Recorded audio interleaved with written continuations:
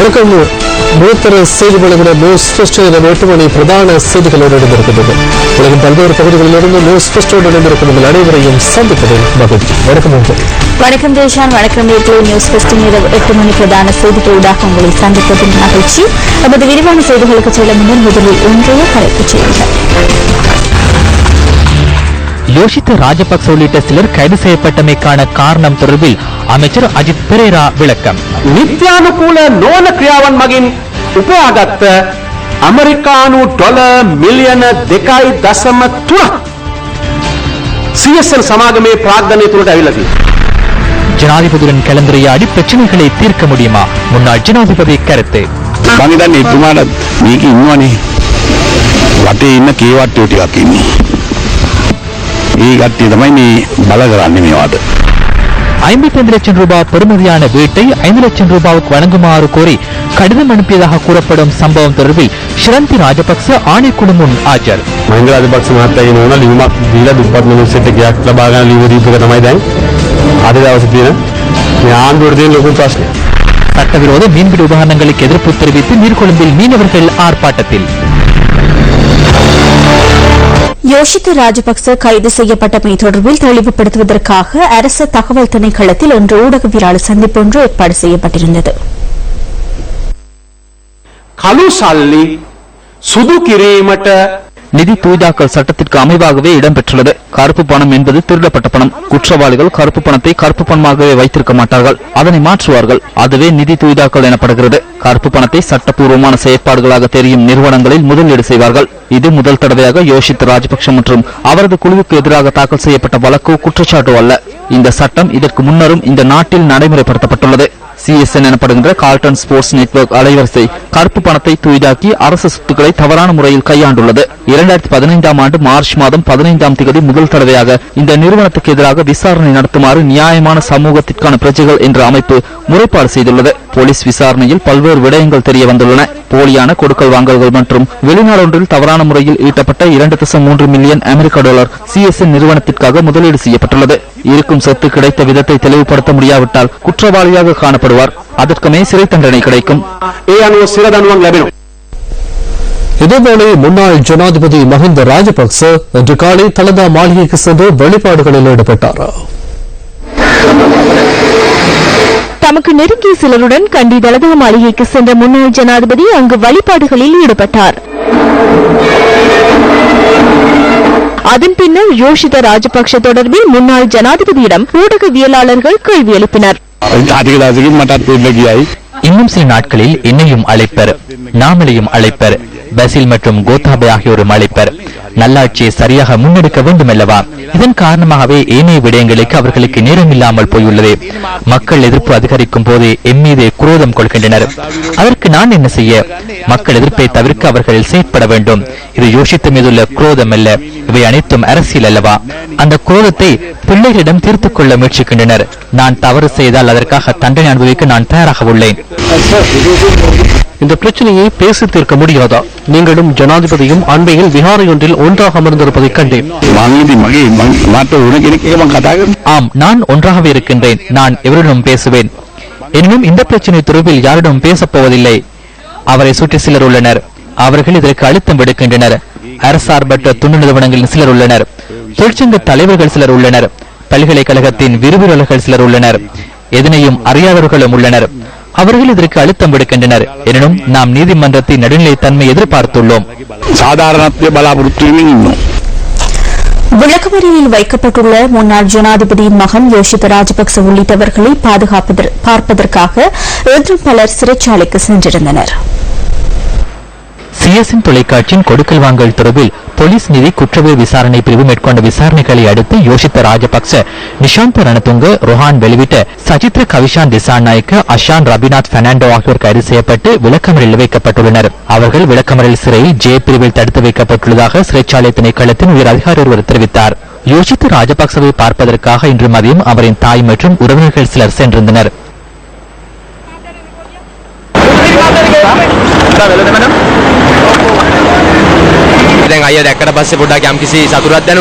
அண்ணாவை கண்ட பின்னர் மகிழ்ச்சி அடைந்தேன். எனினும் நாம் சட்டத்துக்கு மதிப்பளிக்க வேண்டும். அனைவருக்கும் சமமான முறையில் சட்டம் நடைமுறைப்படுத்தப்படுவதை எம்மால் தவறு என்று கூற முடியாது. அது சரியானது. எனினும் எவ்வித காரணமும் ஒன்றி உள்ளே அடைத்தமை தொடர்பிலேயே கவலை அடைகிறேன். எனினும் எவருக்கும் விரல் நீட்டுவதில்லை, எவரையும் தூற்றுவதில்லை. உண்மை இறுதியில் வெற்றி பெறும்.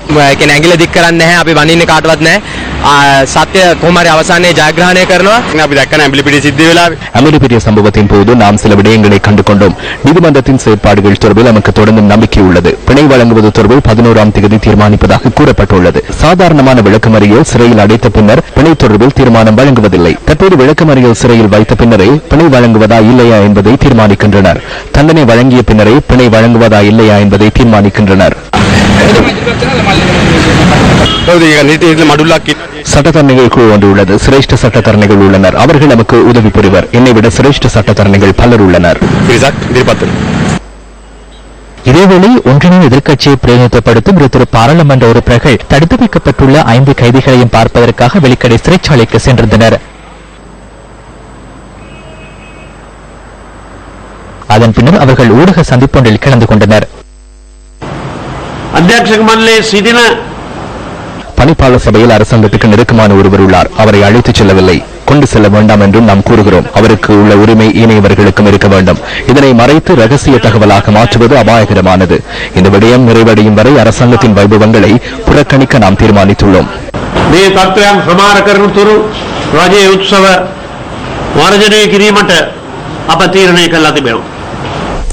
முன்னாள் ஜனாதிபதியின் மனைவி ஷிராந்தி ராஜபக்ச வாக்குமூலம் அளிப்பதற்காக பாரிய ஊழல் மோசடி தொடர்பில் விசாரணை மேற்கொள்ளும் ஜனாதிபதி ஆணைக்குழு முன்னிலையில் இன்று ஆஜரானார். ஜனாதிபதி ஆணைக்குழு இன்று பிற்பகல் 1 மணி அளவில் ஆணைக்குழுவில் ஆஜரான அவரிடம் பிற்பகல் 2:30 வரை சாட்சி பதிவு செய்யப்பட்டுள்ளதாக ஆணைக்குழுவின் செயலாளர் லெசில் டி சில்வா தெரிவித்தார். கடந்த அரசாங்கத்தின் போது ஊடக ஆலோசகராக செயற்பட்ட ஒருவருக்கு காத்துட்டுவ பிரதேசத்தில் உள்ள 55 லட்சம் ரூபாய் பெறுமதியான வீடொன்றை 5 லட்சம் ரூபாவுக்கு பெற்றுக் கொடுத்தமை தொடர்பில் முன்னாள் ஜனாதிபதியின் மனைவிடம் வாக்குமூலம் பதிவு செய்யப்பட்டதாகவும் ஆணைக்குழுவின் செயலாளர் குறிப்பிட்டார். குறைந்த மதிப்பீட்டில் வீடு ஒன்று பெற்றுக் கொடுக்கப்பட்டுள்ளதாக தேசிய வீடமைப்பு அதிகார சபையினால் ஷிராந்தி ராஜபக்ச மீது பாரிய ஊழல் மோசடி தொடர்பில் விசாரணை மேற்கொள்ளும் ஜனாதிபதி ஆணைக்குழுவில் முறைப்பாடு செய்யப்பட்டிருந்தமை குறிப்பிடத்தக்கது.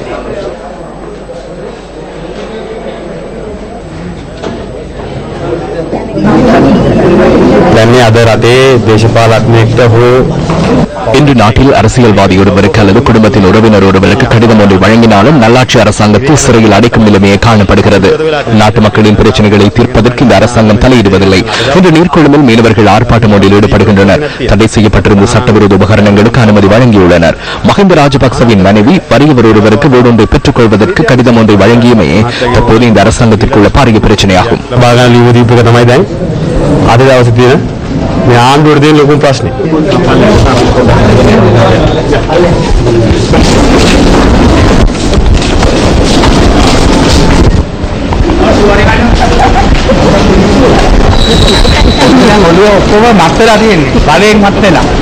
அதிகாரத்தினால் பலருக்கு போதை ஏற்பட்டுள்ளது. உங்களுக்காக நாம் உள்ளோம், குடும்பத்திற்காக நாம் உள்ளோம்.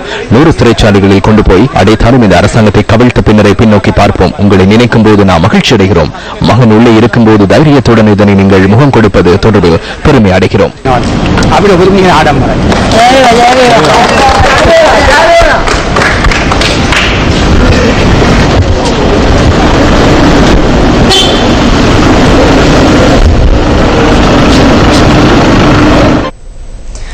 ஜனாதிபதி மைத்ரிபால சிறிசேன நேற்று பண்டார்நாயக்க ஞாபகார்த்த மாநாட்டு மண்டபத்தில் நடைபெற்ற இசை நிகழ்வு ஒன்றில் கலந்து கொண்டார். இலங்கை இசைக்கலைஞர்கள் சங்கம் இந்த இசை நிகழ்ச்சியை ஏற்பாடு செய்திருந்தது. சிரேஷ்ட கலைஞர்கள் உள்ளிட்ட 150க்கும் அதிகமான கலைஞர்கள் இந்த நிகழ்ச்சியில் கலந்து கொண்டிருந்தனர். பண்டித் WD அமரதேவ் உள்ளிட்ட பிரபல இசை கலைஞர்களுடன் ஜனாதிபதி இதன்போது பாடல் ஒன்றையும் பாடினார்.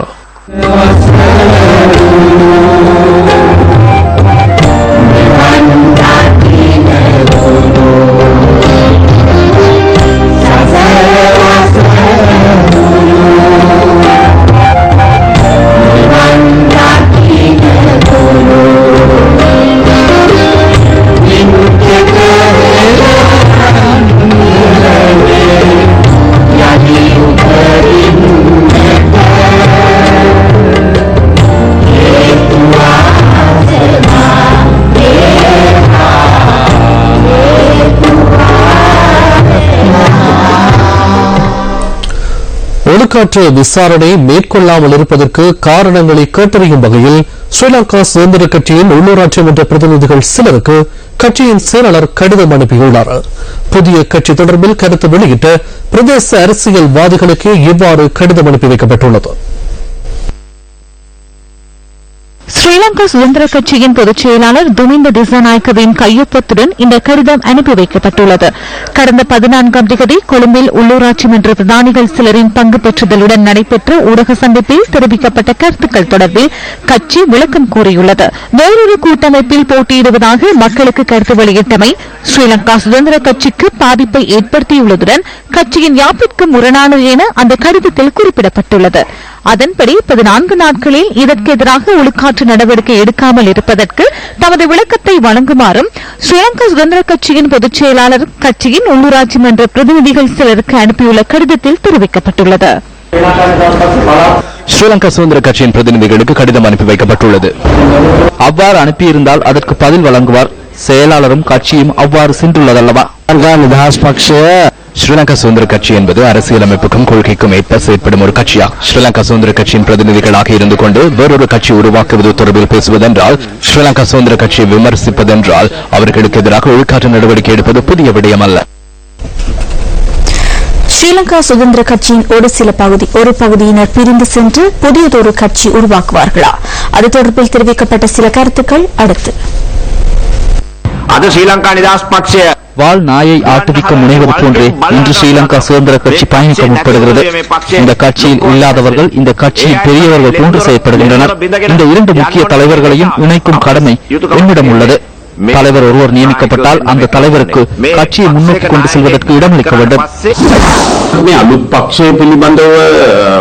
புதிய கட்சி ஒன்று தொடர்பில் பேசப்பட்டாலும் மக்கள் மத்தியிலும் பல தலைவர்கள் மத்தியிலும் ஸ்ரீலங்கா சுதந்திர கட்சியை பலப்படுத்த வேண்டும் என்ற நிலைப்பாடை காணப்படுகிறது. அதன் மூலம் ஸ்ரீலங்கா சுதந்திர கட்சியினரையும் மக்களையும் பாதுகாக்கும் திட்டம் ஒன்றை முன்னெடுத்து எதிர்க்கட்சியின் உண்மைத்தன்மை பொறுப்பை நிறைவேற்ற வேண்டும். அடுத்த உள்ளூராட்சி மன்ற தேர்தலில் எந்த கட்சியை எவர் உருவாக்கினாலும் ஸ்ரீலங்கா சுதந்திர கட்சி கை அல்லது வெற்றிலை சின்னத்திலே போட்டியிடும். கட்சி தொடர்பில் சிந்தித்து முன்னாள் ஜனாதிபதி மஹிந்த ராஜபக்சவுடன் இணையுமாறு ஜனாதிபதியிடம் கைகோர்த்து வணங்கி கூறுகிறோம். 62 லட்சம் ஸ்ரீலங்கா சுதந்திர கட்சியின் ஆதரவாளர்களுக்காக ஒன்றிணையுமாறு கேட்டுக் கொள்கின்றோம். இந்தியாவின் முன்னாள் பிரதமர் ராஜீவ்காந்தி கொலை வழக்கில் தண்டனை விதிக்கப்பட்டுள்ள முருகனின் தாய் வெற்றிவேல் சோமனி கிளிநொச்சியில் இன்று நடைபெற்ற ஊடகவியலாளர் சந்திப்பு ஒன்றில் கருத்து வெளியிட்டார். மீனவர்கள் பிடிச்சுக்கொள்ளும் இந்தியா இலங்கையில சிறை வச்சிருக்கிறாங்களே, இந்திய அரசாங்கம் இலங்கை அரசாங்கத்திட்ட கை கொடுத்து எத்தனை மீனவரை சிறையால வெளிப்படுத்துறாங்க. அதே போல எங்கட பிள்ளைகளையும் அப்படி இலங்கை மக்கள் சேர்ந்து அங்க ஒரு கன்னட மனு கொடுத்து ஏன் எடுக்கக்கூடாது? எங்கட இலங்கை தமிழ் மக்கள்கிட்ட ஒரு கரண மனுவை வேண்டி கையெழுத்துக்களை வேண்டி கரண மனுவாக மோடி தமிழ்நாடு மோடி ஐயாக்கும் முதல்வர் ஜெயலலிதாமாக்கும் அவர்களுக்கு அனுப்புவோம். எழுதுகளை மனம் இறங்கி அவர்களை விடுதலை செய்கிறதுக்குத்தான் இப்ப இப்படி செய்திருக்கிறேன். ஒரு 10 லட்சம் கையெழுத்து வச்சு கொடுத்தா இந்த மகனோட அளவில் சீக்கிரமாக விடுதலை ஆவார்ன்ற ஒரு நம்பிக்கை என்னட்ட இருக்குது. எல்லாரும் சேர்ந்து நாங்கள் ஒரு கையை தட்டி அவைகளுக்கு அனுப்பினோம்டா ஒரு பெரிய ஒரு உதவியா இருக்கும். ஒரு நாட்டுல ஒரு பிள்ளைக்கு ஒரு பிரச்சனை என்றா அந்த நாட்டுக்காரன் தன்னுடைய நாட்டு பிள்ளைய மீட்டெடுக்கணும்ன்றதுக்காக எத்தனையோ முயற்சி செய்கிறார். இலங்கையர அரசாங்கத்திட்ட ஜனாதிபதிகிட்ட அவருடைய நாம் போய் இதை பற்றி பேச வேணும், கதைக்க வேணும் என்ற ஆவலா தான் இருக்கிறேன். இப்போ தமிழ் கைதிகளை விடுதலை செய்யுமாறு கோரி மதகுருமார்களின் நடைபவனி ஒன்று கொழும்பில் ஒன்று முன்னெடுக்கப்பட்டது. இந்த பேரணி அரசியல் கைதிகளை விடுதலை செய்வதற்கான தேசிய அமைப்பினால் இந்த நடைபவனி ஏற்பாடு செய்யப்பட்டது. கொழும்பு மேகசின் புதிய சிறைச்சாலைக்கு முன்பாக காலை 10 மணியளவில் இந்த நடைபவனி ஆரம்பமானது. நாட்டில் அரசியல் கைதிகள் இல்லை என்பதை கண்டித்தும் பயங்கரவாத தடைச் சட்டத்தை நீக்க வேண்டும் உள்ளிட்ட கோரிக்கைகளை முன்வைத்து இந்த நடைபவனி ஏற்பாடு செய்யப்பட்டிருந்தது. நடைபவனியில் ஈடுபட்டவர்கள் வெறுசாமி போர்பிளேஸ் ஊடாக பிரதமர் அலுவலகத்துக்கு சென்று மகிழ்ச்சியை கையளித்தனர். அதனைத் தொடர்ந்து ஜனாதிபதி செயலகம் வர நடைபவனியாக சென்று ஜனாதிபதிக்கு கையளிப்பதற்கான பக்ஜெட் ஒன்றை வழங்கினர். அரசியல் கைதிகளுடைய விடுதலை தொடர்பாக ஜனாதிபதி அவர்கள் சுதந்திர தினம் கொண்டாடுவதாக மக்களுக்கு செய்தி கொடுத்து வருகிறார். ஆனால் ஜனாதிபதி நீதிமன்றத்தூடாகத்தான் விடுதலை செய்வதற்கு தீர்மானித்திருக்கின்றார் என்று செய்தி கூறும் போது அதனை எங்களால் ஏற்றுக்கொள்ள முடியாது. நாங்கள் மறுத்தோம். அரசியல் கைதிகளில் ஒருவர் ஜெனிவன் ஜனாதிபதி தனிப்பட்ட முறையிலே இருக்கின்ற சட்டத்தை பாவித்து தனது அதிகாரத்தை பாவித்து விடுதலை செய்திருக்கின்ற போது ஏனைய அரசியல் கைதிகளுக்கு அநீதி நிகழ்ந்திருக்கின்றது. கல்முனை சைவ மகா அறநெறி பாடசாலையின் 47வது ஆண்டு நிறைவு விழா நேற்று பிற்பகல் நடைபெற்றது. இந்த நிகழ்வு கல்முனை ராமகிருஷ்ணன் மகா வித்தியாலயத்தில் நடைபெற்றது. இந்த நிகழ்வில் தமிழ் தேசிய கூட்டமைப்பின் பாராளுமன்ற உறுப்பினர் க கோடீஸ்வரன், கிழக்கு மாகாண சபை உறுப்பினர் க கலையரசன் உள்ளிட்ட பலர் கலந்து கொண்டிருந்தனர்.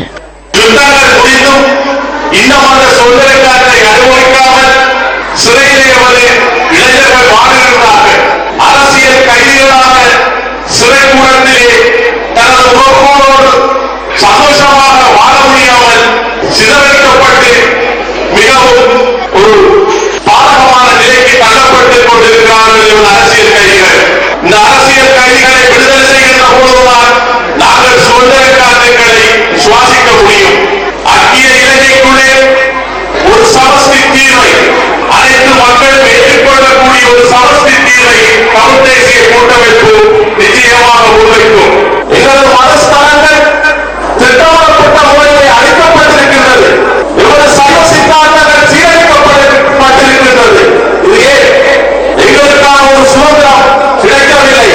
ஒழுங்கான சுதந்திரம் கிடைத்திருப்பதனால் எங்களது மதஸ்தலங்களும் சைவ சித்தாந்தங்களும் எங்களது கலை கலாச்சார விழுமியங்களும் பாதுகாக்கப்பட்டிருக்கும். 2016-2017 ஆண்டுகளில் தமிழ் மக்களுக்கான விழிவு நிச்சயமாக கிடைக்கும். இதற்கான தீர்வும் சரியான முறையிலே கிடைக்கப்படாவிட்டால் தமிழ் தேசிய கூட்டமைப்பு மிகவும் தாத்திரமான முடிவுகளை அரசுக்கு எதிராக எடுக்க நேரும் என்பதை இந்த இடத்திலே கூறிக்கொள்ள விரும்புகின்றேன். இந்த நாளில் 68வது சுதந்திரத்தை கொண்டாடுவதற்குரிய சட்ட ஏற்பாடுகளையும் செய்து கொண்டிருக்கிறார்கள். ஆனால் தமிழ் மக்கள் மத்தியிலே அந்த சுதந்திரத்தை அனுபவிக்கக்கூடிய எந்த ஒரு சமசமான நேரடியும் இல்லாதவர்களை என்னுடைய தமிழர்கள் இருந்து கொண்டிருக்கிறார்கள். அது மாத்திரமல்ல, இன்று இந்த நாட்டிலே விடுதலை புலிகளிலே படைகளை நடத்தியவர்களுக்கு அரசியலாக இருந்தவர்களுக்கு சோசியலிசம் ஆதரவுகளை கொடுக்கும் இந்த அரசு அவர்களை உயர்த்தி கொண்டிருந்தது. தற்காலத்தில் இல்லாவிட்டால் காங்கிரஸ், ஆனால் அவர்களால் பயன்படுத்தி சில மனிதர்களே அந்த சமயத்தின் பேரில் கைது செய்யப்பட்ட என்னுடைய தமிழ் கைதிகளை விடுதலை செய்யக்கூடிய எந்த ஒரு முன்னெடுப்புகளும் முன்னெடுக்கப்படாது. மிகவும் ஒரு மனநிலையான சம்பவமாக இருந்து கொண்டிருக்கிறது. எனவே அந்த விடயத்தில் இந்த அரசு கூடுதலாக அக்கறை காட்ட வேண்டும். அரசியலமைப்பு திருத்தம் தொடர்பில் மக்கள் கருத்துக்கள் உள்ளடங்கிய அறிக்கை ஏப்ரல் மாதம் வழங்குவதற்கு எதிர்பார்த்துள்ளதாக அதற்காக நியமிக்கப்பட்ட குழுவின் தலைவர் சட்டத்தரணி லால் விஜயநாயக்க தெரிவிக்கின்றார். அரசியலமைப்பு திருத்தம் தொடர்பில் மக்கள் கருத்துக்களை ஆராயும் நடவடிக்கைகள் கண்டி மற்றும் கம்பஹாவில் இன்று முன்னெடுக்கப்பட்டன. அரசியலமைப்பு திருத்தம் தொடர்பில் மக்கள் கருத்துக்களை ஆராய்வதற்காக நியமிக்கப்பட்ட குழுவின் அங்கத்தவர்கள் சிலர் மல்வத்து பீடத்தின் மகநாயக்கர் திப்பட்டுபாவை சுமங்கல தேரரை சந்தித்தனர்.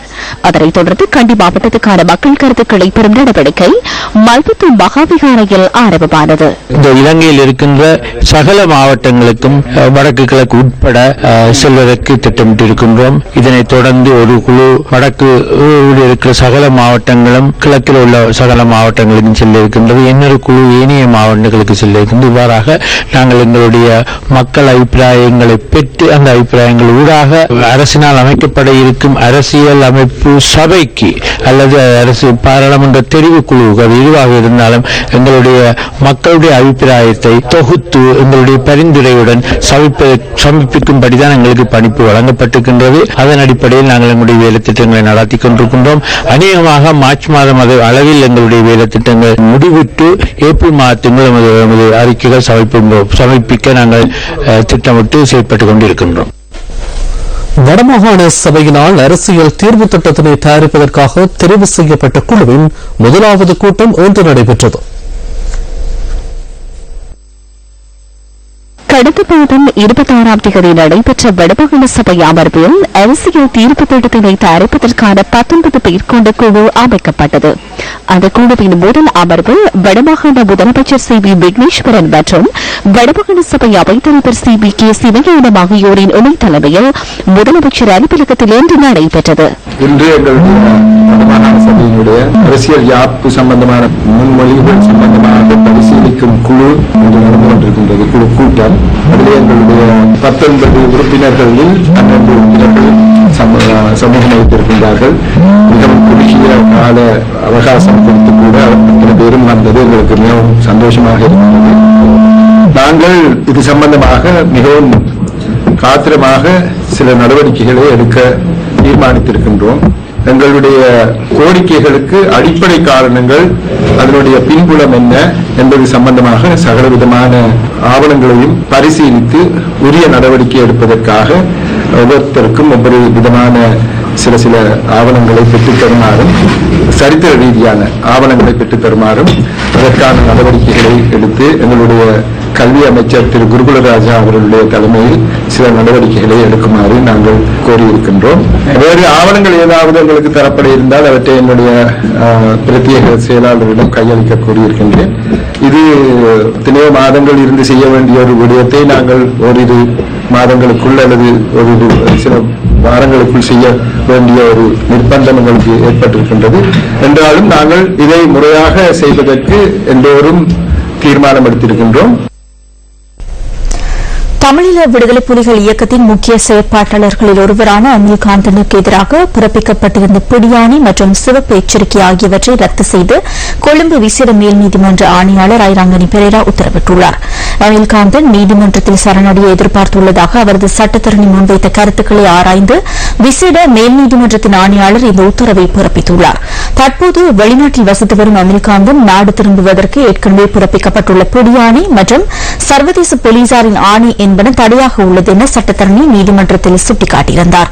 இந்த வழக்கு மீதான விசாரணை எதிர்வரும் 24ஆம் தேதி இடம்பெற உள்ளமை குறிப்பிடத்தக்கது. ஹுனைஸ் ஃபாரூக் அரசினர் முஸ்லிம் கலவன் பாடசாலையை தரம் உயர்த்துவதற்கு நடவடிக்கை எடுப்பதாக மன்னார் வலய கல்வி பணிப்பாளர் வாக்குறுதி அளித்துள்ளார். பாடசாலையின் விளையாட்டுப் போட்டியின் போது முன்னாள் பாராளுமன்ற உறுப்பினர் ஹுனைஸ் ஃபாரூக் முன்வைத்த கோரிக்கைக்கு அமைய கல்வி பணிப்பாளர் இந்த வாக்குறுதியை வழங்கியுள்ளார்.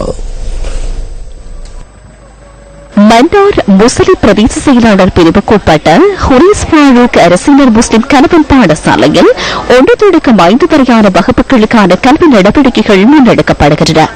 இந்த பாடசாலையின் விளையாட்டுப் போட்டி முன்னாள் பாராளுமன்ற உறுப்பினர் ஹுனைஸ் ஃபாரூக் மற்றும் மன்னார் வலய கல்வி பணிப்பாளர் சுகந்தி செபஸ்டியன் ஆகியோரின் தலைமையில் நேற்று நடைபெற்றது. இந்த கிராமம் உருவாக்கப்படும் பொழுது நாங்கள் ஆரம்பத்தில் கண்ட கனவு, இந்த கிராமத்தை உருவாக்குகின்றோம், எங்கு குடி அமர்த்தப்படுகின்றவர்களின் பிள்ளைகளின் எதிர்காலம் என்ற ஒரு கேள்விக்குறி எங்களுடைய எல்லோருடைய உள்ளங்களிலும் இருந்தது. ஆனால் அதை தீர்த்து வைக்கும் முகமாக எங்களுக்கு ஒரு பாடசாலை அமையப்பெற்றது. சில விடயங்களை நாங்கள் சில சுற்று நிருபத்துக்கு அமைவாக செய்யும் பொழுது சில விசேட காரணங்களுக்காக அந்த சுற்று நிருபத்துக்கு அப்பால் சென்றும் சில உதவிகளை செய்யலாம். எனவே அந்த வகையில் சுற்று நிருபத்துக்கு அப்பால் சென்று விசேட சலுகையுடன் செய்ய வேண்டிய ஒரு பாடசாலை தான் இந்த பாடசாலை. இது ஒரு மீள்குடியேற்ற கிராமம், புதிதாக மக்கள் வந்து குடியேறி இருக்கின்ற கிராமம். எனவே இந்த கிராமத்தை பொறுத்த மட்டில் நாங்கள் வகுப்புகளை மட்டுப்படுத்த முடியாது. இங்குள்ள பிரயாண வசதியை நாங்கள் பார்க்கும் பொழுது குறைந்தது ஒரு பிள்ளை 6ஆம் ஆண்டு அல்லது 9ஆம் ஆண்டு படிக்கின்ற பிள்ளை ஒரு நாளைக்கு 40 கிலோமீட்டர் பயணம் செய்து தனது கல்வியை படிக்க வேண்டிய தேவை இருக்கிறது. எனவே இந்த கிராமத்தை பொறுத்தமட்டில் மிகவும் பின்தங்கிய வறுமை கோட்டில் இருக்கின்ற மக்கள் குடியேறி இருக்கின்ற கிராமம். இதன்போது ஹுனைஸ் ஃபாரூக் அரசினர் முஸ்லிம் கலவன் பாடசாலையை தரம் 9 வரை தரம் உயர்த்துமாறு முன்னாள் பாராளுமன்ற உறுப்பினர் ஹுனைஸ் ஃபாரூக் முன்வைத்த வேண்டுகோளுக்கு மன்னார் வலய கல்வி பணிப்பாளர் பதிலளித்தார். என்னுடைய இந்த வலய கல்வி பணிப்பாளர் காலத்துல ஹுனைஸ் ஃபாரூக் இந்த கனவை நனவாக்குவேன். இந்த பாடசாலையை தரம் 9க்கு கொண்டு வந்து பிப்ரவரியில முதலாவது கட்டடம் ஆரம்பிக்கப்படும். அடுத்த கட்டடமும் PSDG ஹுனைஸ் ஃபாரூக் இருக்கு. அவை 2 கட்டடங்கள் உங்களுக்கு ஒரே நேரத்தில் அமைக்கப்படும். யுத்தம் முடிவுற்று பல வருடங்கள் கடந்தாலும் அதன் தாக்கத்தில் இருந்து விடுபட முடியாத பலர் இன்னும் மத்தியில் வாழ்ந்து வருகின்றனர். புனர்வாழ்வளிக்கப்பட்டு சமூகமயப்படுத்தப்பட்ட முன்னாள் போராளிகளின் நிலைமையும் அதற்கு உதாரணமாக அமைந்துள்ளது. மன்னார் மடுப்புற பிரதேச செயலக பிரிவின் இரணை இழுப்பை குளத்தில் வசித்து வருகின்றார் 23 வயதான கனகையா கயாண்டினி. 3 பிள்ளைகளை கொண்ட குடும்பத்தின் மூத்த மகளான இவர் 2010ஆம் ஆண்டு குடும்பத்தாருடன் இணைந்து வாழ்வதற்கான சந்தர்ப்பத்தை பெற்றார். இந்திய வீட்டு திட்டத்தின் கீழ் வழங்கப்பட்ட பகுதி அளவில் பூரணப்படுத்தப்பட்ட வீட்டில் வசித்து வருகிறார் கயாண்டினி. உடல்நல குறைவால் அவதியுறும் தாய், கூலி தொழில் செய்யும் தந்தை மற்றும் 2 தம்பிமாரின் நலனுக்காக இவர் கூலி வேலைக்கு போவதாக கூறுகிறார். 7ஆம் மாதம் 17ஆம் தேதி தடுப்பு கொண்டு போனவங்க. அதுக்கு பிறகு 2010 தை மாதம் ரிலீஸ் ஆகினது. அதுக்கு பிறகு வீட்டு அம்மா அப்பா கூட வந்தது. இந்த இதை விட்டு கொடுப்பினும் இல்லை. அம்மா அப்பா கூட இந்த அம்மா அப்பாக்கும் கூலி வேலை செய்து 68க்கு பதிவுங்கிறாங்க. இந்த இதை கொடுப்பினும் கொடுக்குறது இல்லை. சும்மா தேவையிட்ட கூட்டங்கள் தேவையில்லாத கூட்டங்கள் உண்டு. நிறைய பேரும் கூட்டிக் கொண்டு போறாங்க. பதிவுறாங்களோ எந்த வித கொடுப்பினும் இல்லை. அதிகாரிகள் வாக்களித்தவாறு 3000 ரூபாய் மாதாந்த கொடுப்பனவோ அல்லது கடனுதவிகளோ கிடைக்காத நிலையில் கயாந்தினியின் குடும்பத்தார் இன்றும் பொருளாதார நெருக்கடிக்கு மத்தியில் வாழ்ந்து வருகின்றனர். கொள்கைக்காக போராடி தற்போது சிவில் சமூகத்தில் இணைந்து வாழ்ந்து வருகின்ற முன்னாள் போராளிகள் தொடர்பில் அதிகாரிகள் அசம்பந்த போக்குடன் செயற்படுவதையே இவரது வாழ்க்கையும் உணர்த்தி நிற்கிறது. எட்டியாந்தோட்டை திகலாஸ் தோட்ட பாரதி தமிழ் மகா வித்தியாலயத்திற்கான புதிய கட்டடம் இன்று திறந்து வைக்கப்பட்டது. சபரகமு மாகாண முதலமைச்சர் மஹிபால ஹீரத்தின் தலைமையில் புதிய கட்டிடம் திறந்து வைக்கப்பட்டது. 65 லட்சம் ரூபாய் செலவில் இந்த கட்டிடம் நிர்மாணிக்கப்பட்டுள்ளது. பாரதி தமிழ் வித்தியாலயத்துக்கான கட்டிட திறப்பு விழாவில் கீகாலி மாவட்ட பாராளுமன்ற உறுப்பினர் சஜித் சஞ்சய பெரிரா மற்றும் சபரகமு மாகாண சபை உறுப்பினர் அண்ணாமலை பாஸ்கரன் உள்ளிட்டோர் கலந்து கொண்டனர். ஒரு இனம் மற்றொரு இனத்துடன் சம நிகராக வாழ முடியும் என்றால் அதற்கு கல்விதான் தேவை. 30 வருடங்கள் யாழ்ப்பாணத்திலே யுத்தம் நடைபெற்றது. நீங்க நல்லா நினைச்சு பாருங்க. ஆனால் அங்குள்ள மக்கள் என்னைக்குமே யாருமே அவங்க இடத்துல இருந்து இறங்கல. அதுக்கு காரணம் அவங்களுடைய கல்வி. ஆகவே நாங்க ஏதோ எந்த இடத்துல இருந்து அன்னைக்கு எங்களுக்கு ஆசிரியர் தொழில் கிடைக்கல, அன்னைக்கு எங்களுக்கு வைத்தியர் தொழில் கிடைக்கல, எங்களுக்கு இந்த மாதிரி துறைகள்லாம் ஒன்றுமே கிடைக்காம இருந்துச்சு. இன்னைக்கு கணிசமான அளவு எங்களுடைய இந்திய வம்சாவளி இடத்திலேயும் எங்களுக்கான சந்தர்ப்பம் கிடைச்சு போய்கிட்டு இருக்கோம் பல போராட்டங்கள் மத்தியில. தெற்காசிய விளையாட்டு விழாவுக்கான கால்பந்தாட்ட அணியில் யாழ்ப்பாணத்தைச் சேர்ந்த மரியதாஸ் நிதர்ஷன் எனும் வீரர் முக்கிய இடத்தை வகிக்கின்றார். அவர் தொடர்பாக ஸ்போர்ட்ஸ் ஃபெஸ்ட் கொண்டுவரும் விசேட தொகுப்பு அடுத்து. தெற்காசிய விளையாட்டு விழா இந்தியாவின் அசாம் மாநிலத்தில் எதிர்வரும் 5ஆம் தேதி ஆரம்பமாக உள்ளது. இதற்கான 23 வயதுக்குட்பட்ட இலங்கை கால்பந்தாட்ட அணியில் யாழ்ப்பாணத்தை சேர்ந்த மரியதாஸ் நிதர்ஷன் எனும் வீரர் இடம்பெற்றுள்ளார். நாவாந்துறை ரோமன் கத்தோலிக்க பாடசாலையில் ஆரம்ப கல்வியை பயின்றுள்ள மரியதாஸ் நிதர்ஷன் பின்னர் யாழ் புனித பத்ரிசியார் கல்லூரியில் இணைந்துள்ளார். இந்த காலப்பகுதியில் கல்லூரியின் கால்பந்தாட்ட அணியில் இடம் பிடித்த அவர் பிற்காலத்தில் சென்ட் மேரிஸ் கழகத்துக்காகவும் விளையாடியுள்ளார். அதனூடாக அனுராதபுரம் சொலிட் கழகத்துக்காக விளையாடும் வாய்ப்பு தற்போது 21 வயதாகும் மரியதாஸ் நிதர்ஷனுக்கு 2014ஆம் ஆண்டு கிடைத்தது. கழக மட்டத்தில் அவர் வெளிப்படுத்திய ஆற்றல் தெற்காசிய விளையாட்டு விழாவுக்கான இலங்கை கால்பந்தாட்ட அணியிலும் அவருக்கு வாய்ப்பு பெற்றுக் கொடுத்தது.